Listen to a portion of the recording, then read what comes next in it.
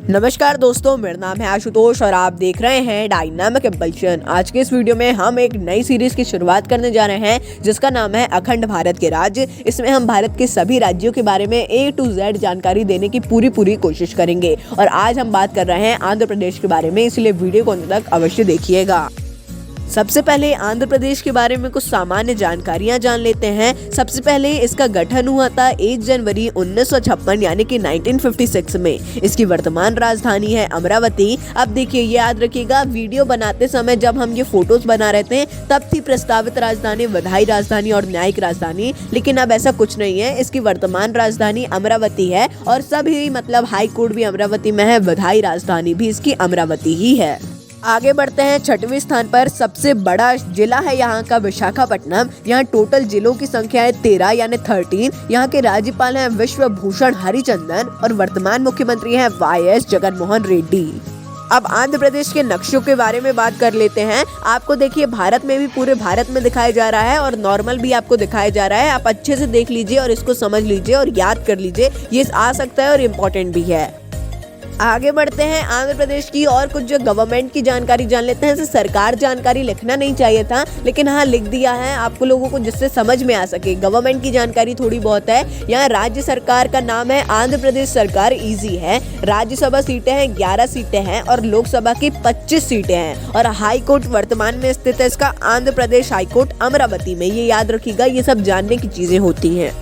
अब आंध्र प्रदेश के यदि क्षेत्र के बारे में बात की जाए तो आंध्र प्रदेश का क्षेत्र है 1,60,205 वर्ग किलोमीटर और इंग्लिश में 1,60,205 किलोमीटर स्क्वायर। और यदि क्षेत्र की दृष्टि से स्थान देखा जाए तो 7वां रैंक है आंध्र प्रदेश का। अब यदि आंध्र प्रदेश की जनसंख्या के बारे में बात की जाए तो 2011 में आंध्र प्रदेश की जनसंख्या थी 4,93,86,799। ये 2011 में है जब जनगणना हुई थी। उसके बाद होना तो चाहिए थी जनगणना, लेकिन हुई नहीं है। अब क्या किया जा सकता है। और जनसंख्या की दृष्टि से 10वां स्थान है आंध्र प्रदेश का। और इसके घनत्व की यदि बात की जाए तो 308 पीपल्स पर किलोमीटर स्क्वायर इसका घनत्व है।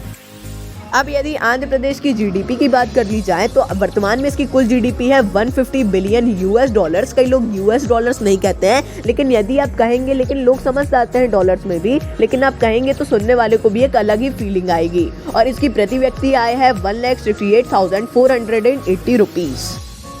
अब आंध्र प्रदेश के बारे में और भी कुछ सामान्य जानकारियां ही जान लेते हैं। यहाँ का वाहन रजिस्ट्रेशन क्रमांक है AP, आंध्र प्रदेश का शॉर्ट फॉर्म है, लेकिन अरुणाचल प्रदेश और आंध्र प्रदेश में लोग कंफ्यूज हो जाते हैं। साक्षरता दर है 67.41%। ये भी 2011 में थी जब जनगणना हुई थी। आधिकारिक भाषा है तेलुगु और लिंगानुपात है 993 यानी 993 वुमेन्स पर 1000 मेल्स।